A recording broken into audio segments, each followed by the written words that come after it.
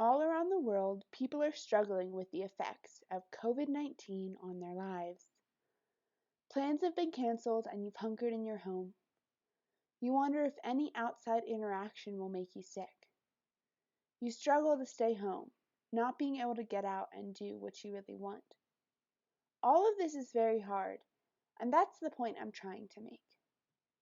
When all of this is over, when the world reopens and you go back to your life, not everyone will have that privilege. I am speaking of the chronically ill. When you go back to your life, they will continue to cancel the plans they have been looking forward to. They will continue to wonder if an encounter will leave them drained, if it will make them more sick. They will continue to stay home regardless of what they want to do.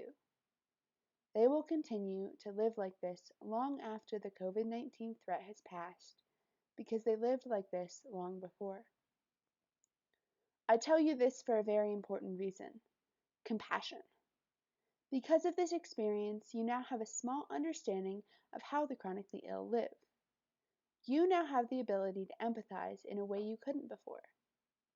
And as hard as staying at home has been for you, I can promise that living with a chronic illness is so much harder.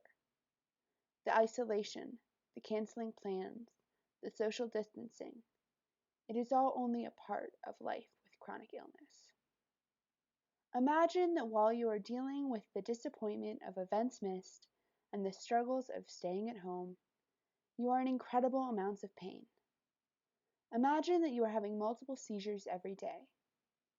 Imagine that you are dependent on a whole pharmacy's worth of prescription medications that really don't even help. Imagine that you are hooked up to tubes and wires. Imagine that you are so weak that you need a wheelchair just to get around. Imagine that you have to lug around an oxygen tank everywhere you go. Imagine that. Now imagine this. You go back to your life. After COVID-19 is passed, you go back to your events and your plans. You go back. But the next time you see someone connected to tubes or in a wheelchair, you don't stare. You don't pretend to look away when they see your gaze. The next time you see someone having a seizure on the grocery store floor, you don't awkwardly pretend not to notice. The next time someone you know starts to get sick, you don't stop showing up. The next time you encounter chronic illness, you feel their pain, you empathize, you show compassion, you come alongside them. The next time, you are different.